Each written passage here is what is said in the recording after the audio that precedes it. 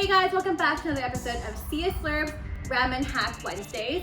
Today we're going to be doing a really quick and simple, easy ramen hack. We're going to be doing a take on a ramen cacio e pepe.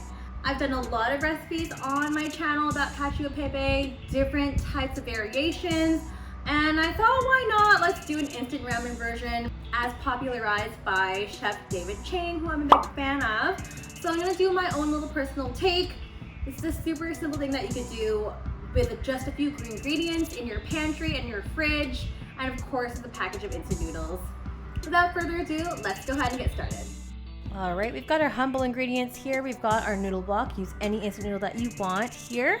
Unsalted butter, some black peppercorns, Parmesan cheese, and some white pepper. We're gonna begin by cooking our noodles. And while we do that, we're gonna go ahead, bring some butter and melt it onto a pan.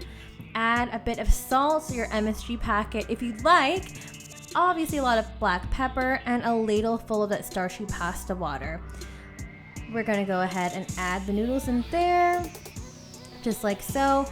And then lastly, we're gonna add in some of that grated Parmesan cheese. And we're gonna get a pair of tongs and just kind of scoop it up to help fold that in and create a nice, luscious and creamy sauce. As you can see, it thickens up just after a couple minutes, just like so. So transfer to a bowl.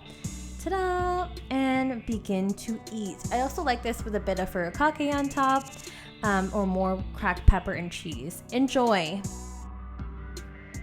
If you like this video, don't forget to like, rate, and subscribe in the link down below. And don't forget to hit that notification bell just at the top right-hand corner so you don't miss any new videos that are coming out. See you everyone next week. Bye!